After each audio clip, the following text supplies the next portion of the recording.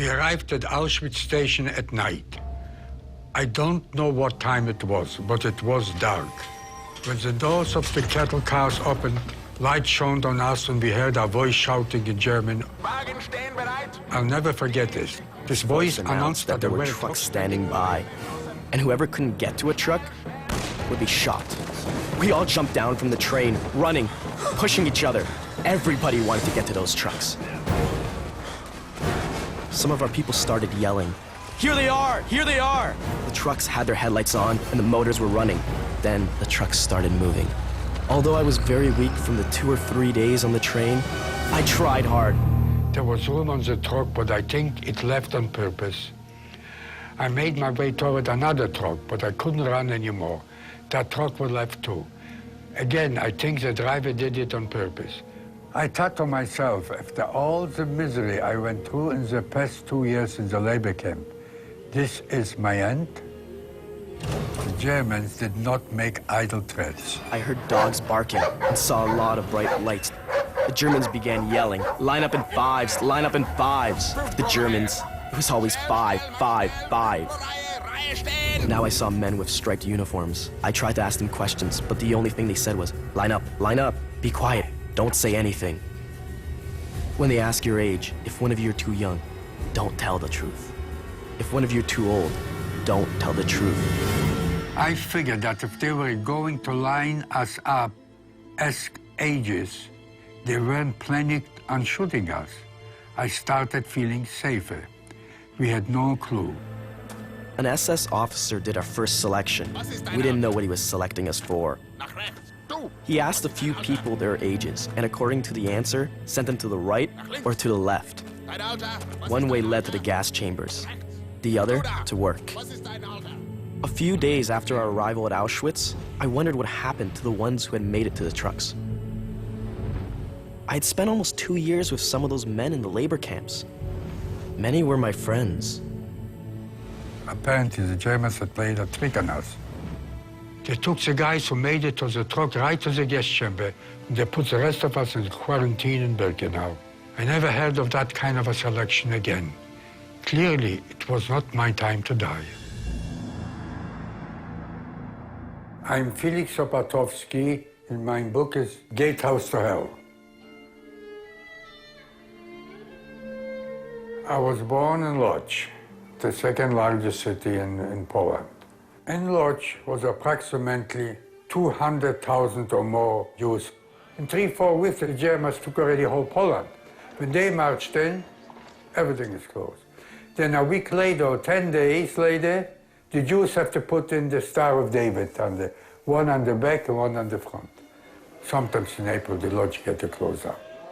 I probably didn't eat for at least 10 days in a row.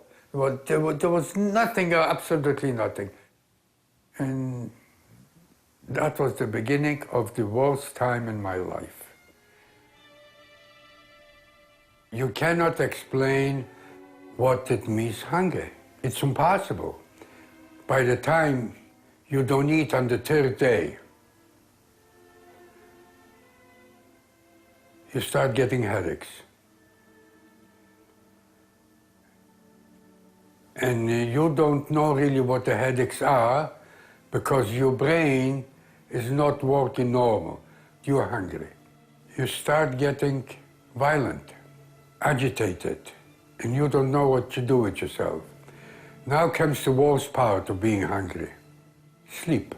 You can't fall asleep when you're hungry. There was no such a thing to anybody being tough in Auschwitz. As tough as you've been, the faster you were going to the gas chamber. If the Nazis didn't kill you, if the gas chamber didn't kill you, the coppers kill you. If the coppers don't kill you, the blockers don't kill you. And if they don't kill you, those other guys can grab a piece of bread for you, and if you yell out or resist it, they can kill you. It was impossible to go one day without being killed. It is very important that you have somebody you could lean on. Jakob never had a brother. He was about 5 years older than me. So he took it to me like I would be his younger brother. And little by little, we really helped each other. We helped a lot. He kept 3 weeks before me. So he's a somebody already, right?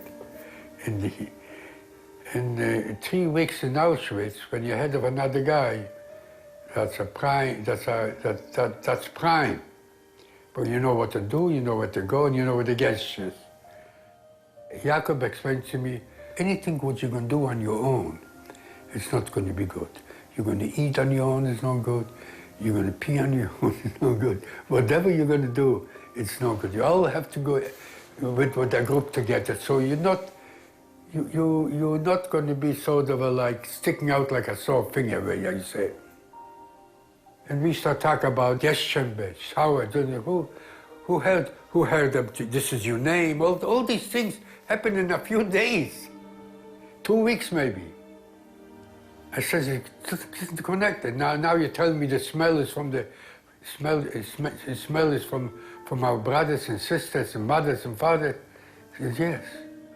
And right away, my mind came to my mother and my father and my brother, you know. Those things what you hear, it's not normal things, but they are existing. I have been in Canada since 1949. We didn't have a family, I made a family. My wife, 4 kids, 5 grandchildren, 3 great-grandchildren. I'm the luckiest man alive. It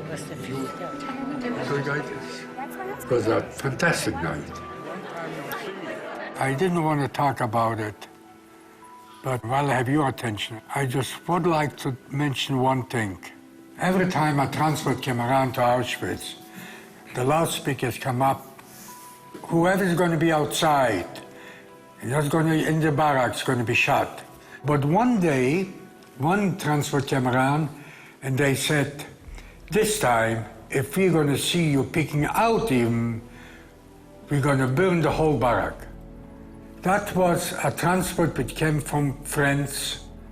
They had a camp and they sent in a transport of kids. The kids went down from the ramp, going straight to the crematorium. The little ones are being carried by the older kids. The not so little ones were holding balls in the hand. The girls were holding dolls in the hand, and they were singing songs, French songs, and some even singing Yiddish songs. And I can tell you one thing.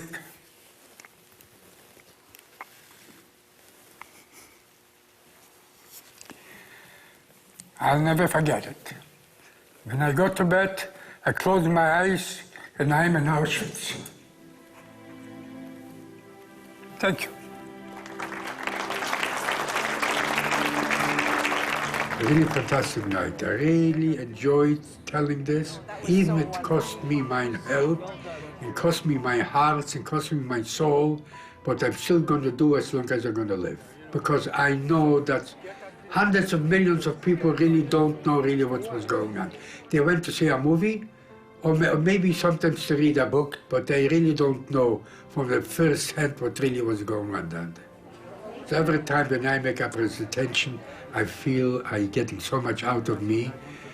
And as you know, when I talk to you about it, I talk with my whole body, with my whole heart, with the whole soul. I'm just not talking like anybody tells a story.